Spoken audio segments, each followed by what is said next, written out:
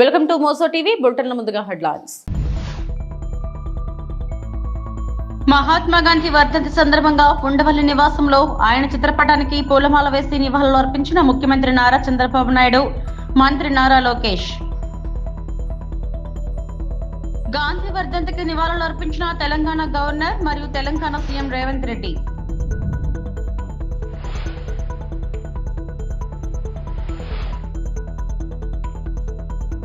ఏపీలో WhatsApp governance ప్రారంభించిన మంత్రి నారా లోకేష్.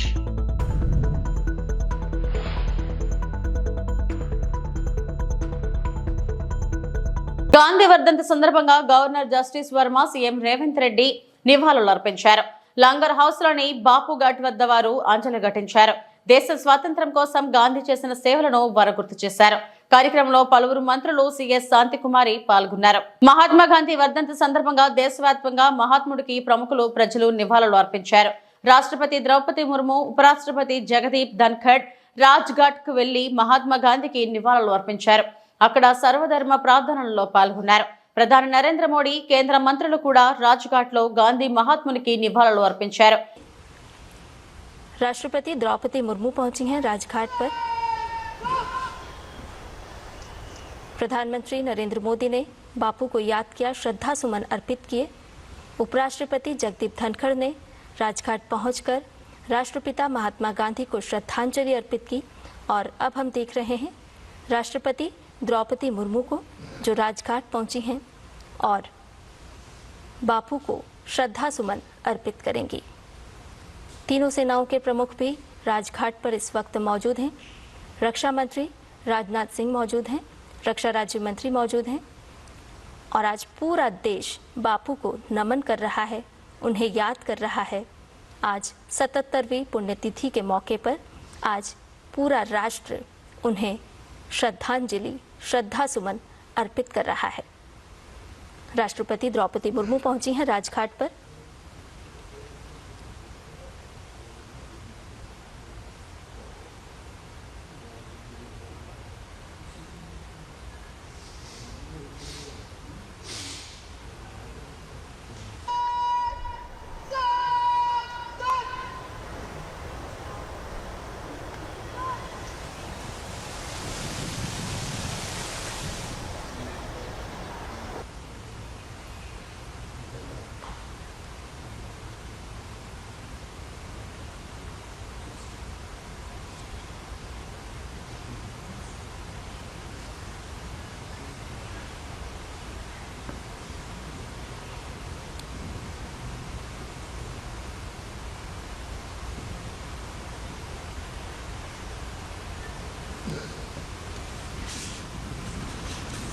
राजघाट पर आज प्रार्थना सभा का भी आयोजन किया गया है। बापू को आज पूरा राष्ट्र याद कर रहा है। గాంధీ వర్ధంతి సందర్భంగా governor justice Varma, CM Revanth Reddy నివాళులు అర్పించారు. లంగర్ హౌస్ లోని బాపు ఘాట్ వద్ద వారు అంజలి ఘటించారు. దేశ స్వాతంత్ర్యం కోసం గాంధీ చేసిన సేవలను వారు గుర్తు చేశారు. కార్యక్రమంలో పలువురు మంత్రులు, సిఎస్ శాంతికుమారి పాల్గొన్నారు.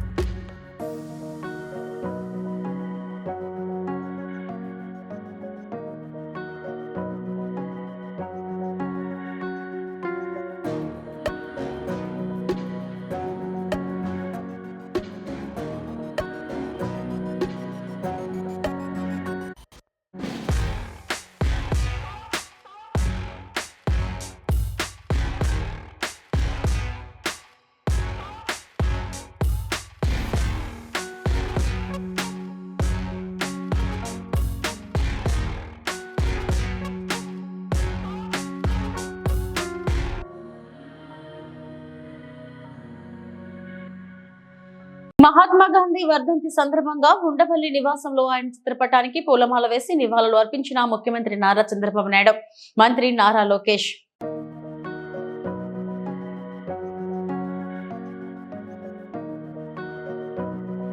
దేశంలో తొలిసారిగా మనమిత్ర పేరుతో ఏపీ ప్రభుత్వం వాట్సాప్ గవర్నెన్స్ కు శ్రీకారం చుట్టింది. ఈ సేవలను ఉండవల్లిలోని నివాసంలో మంత్రి నారా లోకేష్ ప్రారంభించారు. దీనికోసం అధికారిక వాట్సాప్ నెంబర్ 9552300009 ను రాష్ట్ర ప్రభుత్వం కేటాయించింది.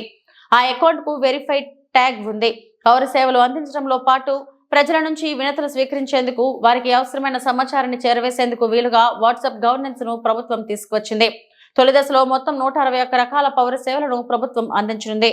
రెండవ విడతలో మరిన్ని సేవలను అందుబాటులోకి తీసుకురానుంది.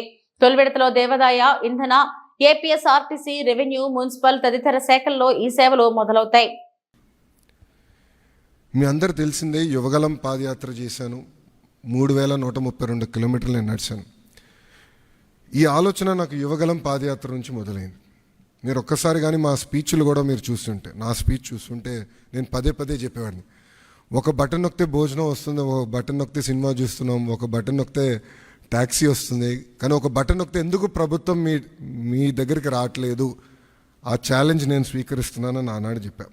అందుకే ఈరోజు మన మిత్ర, ప్రజల చేతిలోనే ప్రభుత్వం, ప్రజల చేతిలో పాలన, మాది ప్రజాప్రభుత్వం, ఈ నినాదంతో ఈరోజు ఇది మేము ప్రారంభిస్తాం జరుగుతుంది.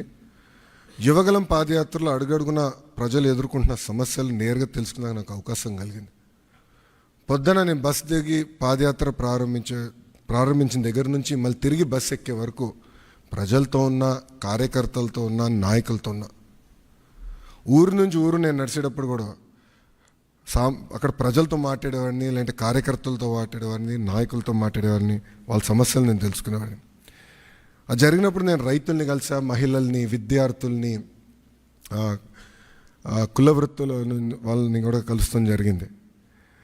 వాళ్ళందరినీ కలిసినప్పుడు వాళ్ళు ఒకటే అడిగారు, పద్దాక మమ్మల్ని మా కాస్ట్ సర్టిఫికేట్ ఉందంటే ప్రతి ఇన్ని నెలలకు ఒకసారి మిమ్మల్ని ఎందుకు తీసుకోవాలి, ఇన్కమ్ సర్టిఫికేట్ ఉంది మళ్ళీ మేము అధికారుల దగ్గరికి ఎందుకు వెళ్ళాలి, పవర్ బిల్ చెల్లించాలంటే ఎందుకు సీమ్లెస్గా మేము చెల్లించలేకపోతున్నాం, లేదంటే ఆర్టీసీ టికెట్ తీసుకోవాలన్నా మేము బస్ ఎక్కిన తర్వాత ఎందుకు తీసుకోవాలి, ముందర మేము ప్లాన్ చేసి ఎందుకు తీసుకోకూడదని పదే పదే నన్ను అడగటం జరిగింది.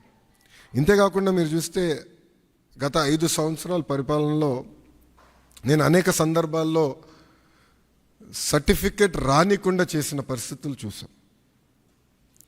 అంటే అది చూసిన అది ఎందుకు అట్లా ఉండాలి. మీరు చూస్తే దుగ్గిరాల నియోజకవర్గంలో ఒక ఎంపీటీసీ గారు పోటీ చేస్తుంటే, దుగ్గిరాల మండలంలో ఎంపీటీసీ గారు పోటీ చేస్తుంటే సర్టిఫికెట్ ఆనాడు ఇవ్వలేదు, కావాలని బీసీ సర్టిఫికెట్ ఇవ్వలేదు. సో ఆ రోజు నాకు అర్థమైంది, సిస్టంలో ఒక లోపం ఉంది, ఇది కరెక్ట్ చేయాలి, ఎవరు ఇట్లా సర్టిఫికెట్ కోసం ఎవరు ఇబ్బంది పడకూడదు అనే ఆలోచనతో మొదలైంది. ఇది మీరు ఒక్కసారి చూస్తే 36 డిపార్ట్మెంట్లని ఇంటిగ్రేట్ చేయాలి. సో ఇది చాలా చాలా కాంప్లెక్స్ ప్రాజెక్ట్. మొదటి విడతలో 161 సర్వీసెస్ లాంచ్ చేస్తున్నాం. మా టీం చెప్పొద్దన్నారు, బట్ నేను చెప్తున్నాను ఈరోజు రెండో విడతలో 360 సర్వీసెస్ మేము లాంచ్ చేస్తాము. There is no debate, no discussion, we will launch. So ప్రజలకి ప్రభుత్వం మధ్యన ఇదొక ప్లాట్ఫామ్గా ఏర్పాటు చేసి రియల్ టైం సర్టిఫికేట్స్ వాళ్ళకి డెలివర్ చేసే బాధ్యత మన ప్రభుత్వం తీసుకుంటుంది. దాంట్లో భాగంగా మీరు చూస్తే నేను కూడా మా టీంని పదే పదే అడిగింది, ఇక్కడ సర్టిఫికేట్స్ కూడా మేము ఇష్యూ చేసినప్పుడు దానిపైన స్పెసిఫిక్ క్యూఆర్ కోడ్ ఉంటుంది. ఎందుకంటే మీరు ఆథెంటిసిటీ గురించి మీరు అడుగుతారు నాకు తెలుసు, అందుకే ముందలే ప్రియం చేస్తున్నా. క్యూఆర్ కోడ్ అనేది ప్రతి సర్టిఫికేట్ పైన ఉంటుంది. ఆ క్యూఆర్ కోడ్ స్కాన్ చేస్తే ఏపీ గవర్నమెంట్ వెబ్సైట్కి లింక్ వెళ్తుంది. ఆ ఏపీ గవర్నమెంట్ వెబ్సైట్ పైన క్లియర్గా సర్టిఫికేట్ పైన ఉండాల్సిన పేరేంటి, వివరాలు ఏంటి వెబ్సైట్ పైన కనపడుతుంది. సో ఎవరు ఫేక్ సర్టిఫికేట్లు జనరేట్ చేసేదానికి అవకాశం ఉండదు. అది బ్లాక్ చైన్ పైన కూడా తీసుకురావాలని మేము నిర్ణయం తీసుకున్నాం. అది కూడా త్వరలో రిలీజ్ చేస్తాం. సో ఇప్పుడు మీరు చూస్తే ఈ సర్వీసెస్ అన్నీ ఒక పక్కన రెవెన్యూ సర్వీసెస్, రెండో పక్కన మున్సిపల్ సర్వీసెస్, మూడోది ఎండోమెంట్. అంటే దేవాలయాల్లో కూడా టీటీడీ మినహా అన్ని దేవాలయాలు వచ్చినాయి. రెండో విడతలో టీటీడీ కూడా ఈ సర్వీసెస్లోకి వస్తుంది. దేవుడు ఆశీస్సులు ఉంటే ఈ సర్వీసుల్లోకి వస్తుంది.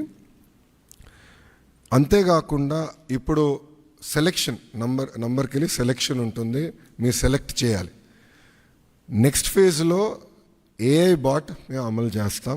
సింపుల్గా మీరు వెళ్ళి నాకు బస్ టికెట్ ఈ ఊరు నుంచి ఈ ఊరికి రావాలంటే సింపుల్గా డన్, ఇది ప్రైస్, మీరు డబ్బులు కట్టండి bus ticket will be issued. అట్లా ఏఐ బాట్ పెట్టాలని మేము నిర్ణయం తీసుకున్నాం. రెండో విడతలో చేద్దాం అనుకున్నాం.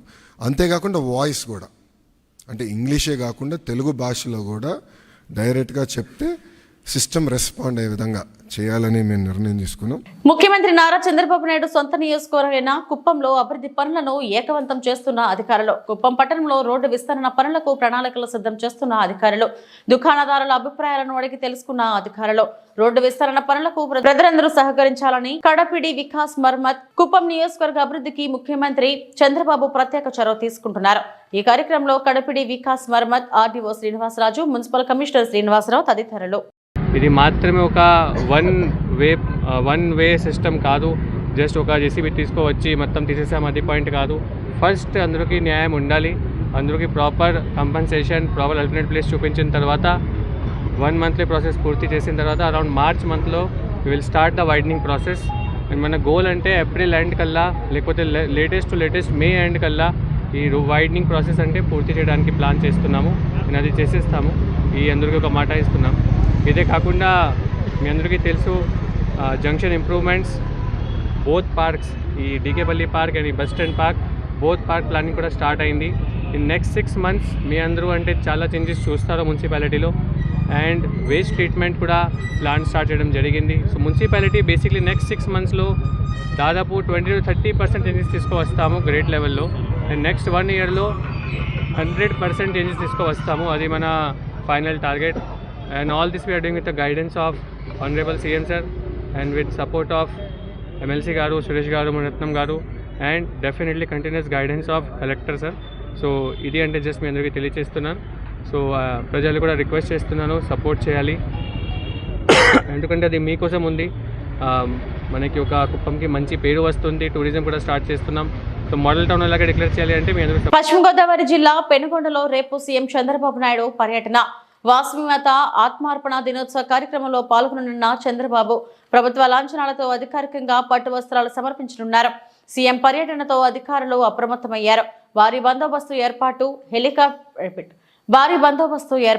హెలిప్యాడ్ వద్ద హెలికాప్టర్తో ట్రయల్ రన్ నిర్వహించిన అధికారులు. జిల్లా కలెక్టర్ చదలవాడ నాగరాణి, స్థానిక ఎమ్మెల్యే మాజీ మంత్రి పీతాని ఎప్పటికప్పుడు అధికారులతో పర్యవేక్షిస్తున్నారు. Dog squad, bomb squad, intelligence, revenue, police అధికారులు పర్యటన ప్రాంతాన్ని జల్లెడ పడుతున్నాయి.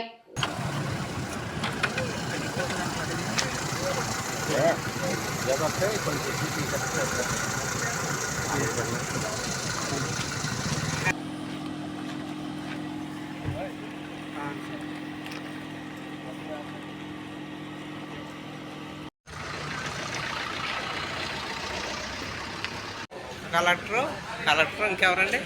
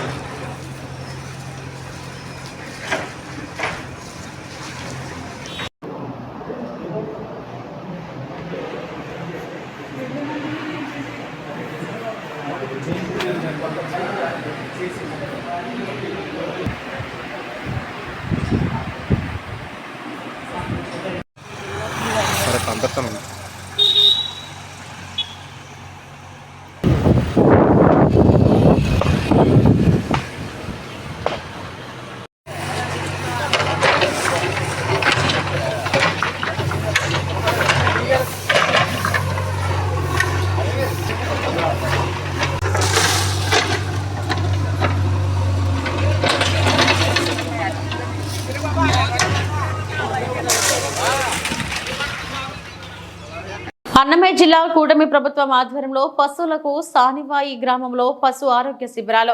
కూటమి ప్రభుత్వం రైతులకు మేలు చేయాలనే ఉద్దేశంతో వర్షాకాలం తర్వాత పశువులకు గొర్రెలకు వచ్చే జబ్బులకు ముందస్తు చర్యలలో భాగంగా రైతులు నష్టపోకుండా టీకాలు అందించాలనే ఉద్దేశంతో ఈ రోజు వీరబల్లి మండలం సానిపాయ గ్రామంలోని నేతివాండ్లపల్లి కొత్తపేట నందు పశు ఆరోగ్య శిబిరాలు ఏర్పాటు చేయడం జరిగింది. ఈ కార్యక్రమంలో రైతు సోదరులకు టీకాలు, 1574 గొర్రెలు మరియు మేకలలో నట్టలు నివారణ మందులు, 35 దూడలకి మరియు ఆవులు మరియు గేదెలలో 52 పశువులలో నట్టల నివారణ మందులు త్రాగించడం జరిగింది. 12 పశువులకి గర్భకోశం చికిత్సలు చేయడం జరిగింది. అలాగే ప్రభుత్వ పరంగా పశు సంవర్ధక శాఖ నుంచి అందుబాటులో ఉన్న పథకాలను ఆయా ఆర్ఎస్కి నందు ఉన్న పశు సంవర్ధక సహాయకులు ప్రతి ఒక్క అర్హులు ఉన్న రైతులకు అందజేసేలా విధులు నిర్వహించాలని మండల డాక్టర్ నాగరాజు కోరారు. ఈ కార్యక్రమంలో వీరబల్లి మండల డాక్టర్ కె నాగరాజు, సారిపాయ గ్రామ మాజీ సర్పంచ్ ఎన్పి వెంకటరమణ, జనసేన నాయకులు తదితరులు పాల్గొన్నారు. దానివల్ల మనకు మేత వృధా అవుతుంది, దానికి పసుపు విలువలు అందవు. దానివల్ల ఏం చేయాలంటే దాన్ని చిన్న కత్తితో చిన్న ముక్కలుగా కట్ చేసుకోవాలి గడ్డిని.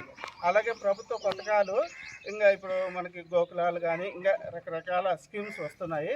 మీరందరూ అన్నిటికీ వినియోగించుకోవాలి. తర్వాత ఇప్పుడు ప్రతి సచివాలయానికి ఒక మా సిబ్బంది ఉన్నారు. మీకు ఇప్పుడు ఈ ఊర్లో అందరికీ ఈరోజు ఇవ్వలేరు. మళ్ళీ తర్వాత ఆ అమ్మాయికి అడిగి మీ గొర్రెలు కానీ మేకలు కానీ పెరుగు మందులు తీసుకోండి. అంటే ఒక్క పంచాయతీలో 2 దగ్గరలో మాత్రం మేము క్యాంపులు పెడతాం. మిగతా పల్లెలు వాళ్ళ దగ్గరికి సంప్రదిస్తే వాళ్ళు మీకు ఎన్ని జీవాలు ఉంటాయో దాని ప్రకారం రాసుకునేసి మీకు మందులు ఇవ్వడం జరుగుతుంది. మీరందరూ సహకరించినందుకు అందరికీ ధన్యవాదాలు. పేరు పేరు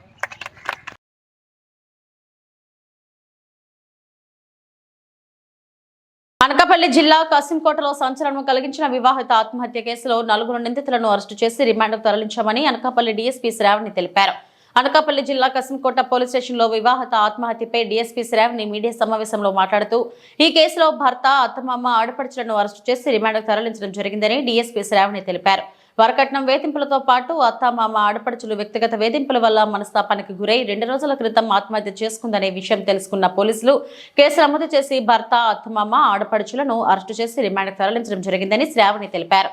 మృతురాలి తల్లి ఫిర్యాదు మేరకు Kasimkota circle inspector Allu Swami Naidu case నమోదు చేసి దర్యాప్తు చేసి నిందితులను అరెస్టు చేయడం జరిగిందని శ్రావణి తెలిపారు. పశ్చిమ గోదావరి జిల్లా కొవ్వూరు మండలం కాపవరం గ్రామానికి చెందిన మిరియాల సుమ. ఈమెకు వచ్చేసి కసింకోట మండలం వెదురుపాటి గ్రామానికి చెందిన పల్లివేళ్ల కృపాసాగర్. ఆయనతో 2019వ సంవత్సరంలో వివాహం జరిగింది. వివాహం జరిగే క్రమంలోనే 1 లక్ష రూపాయలు కట్నం, 1 లక్ష రూపాయలు సారి సామాను, 30,000 ఆడవచ్చు కట్నం వాళ్ళు డిమాండ్ చేయడం జరిగింది. బేస్డ్ ఆన్ దేర్ డిమాండ్స్ ఈ ఫ్యామిలీ మెంబర్స్ ఎవరైతే ఉన్నారో ఆ మనీ ఇవ్వడం జరిగింది. సబ్సిక్వెంట్గా కూడా వీళ్ళు అమ్మాయిని హెరాస్ చేయడం ఫర్ మనీ అండ్ డౌరీ చేయడం జరిగింది. సో ఆన్ దాట్ బేసిస్ దఫాలుగా కొంత amounts for their household ఎక్స్పెన్సెస్కి అన్నిటికీ కూడా వాళ్ళు ఇవ్వడం జరిగింది. అండ్ రీసెంట్లీ ఎప్పుడైతే ఏమన్నా సిక్ ఉన్నాడో అప్పుడు కూడా వాళ్ళ ఇంటికి వెళ్ళి డబ్బులు తీసుకురమ్మన్నారు. సో అప్పుడు కూడా ఆమె డబ్బులు తీసుకుని 20,000 ఇస్తానని ప్రామిస్ చేశారు. అందులో 10,000 తీసుకొచ్చి ఇవ్వడం జరిగింది. తిరుమలలో రానున్న ఫిబ్రవరి 4వ తేదీ రథసప్తమి సందర్భంగా గురువారం ఉదయం సూర్యప్రభ వాహనం, సర్వభూపాల వాహనం ఆలయం వద్ద టీటీడీ అధికారులు వాహనాలను ట్రైన్ రన్ నిర్వహించారు. అలాగే రథసప్తమి పర్వదినం రోజు 7 వాహనాలపై స్వామివారు ఆలయ మాడవీధుల్లో విహరించి భక్తులకు దర్శనమివ్వనున్నారు. రథసప్తమికి తిరుమలకు భారీ సంఖ్యలో వచ్చే భక్తుల కోసం టీటీడీ విస్తృతమైన ఏర్పాట్లు చేస్తుంది.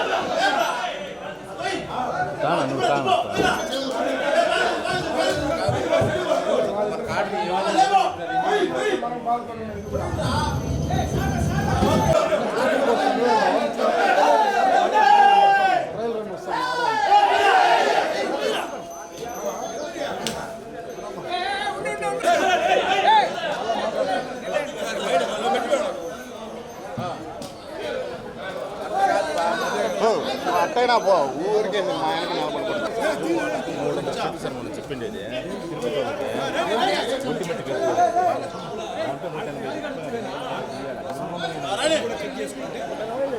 అంతే 115 సార్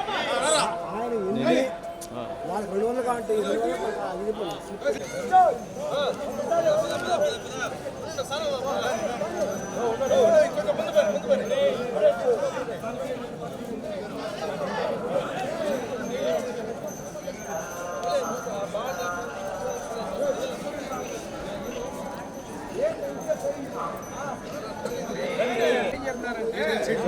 మళ్ళీ బాలాజీ రెడ్డి ఫోన్ చేసిన ఈ మురళి ఫోన్ తీలా బాలాజీ రెడ్డి ఫోన్ చేస్తే ఏమైనా అవసరం అంటే మేము ఫోన్ చేస్తున్నాం అది క్లారిటీ చెప్పేయండి అడిగిన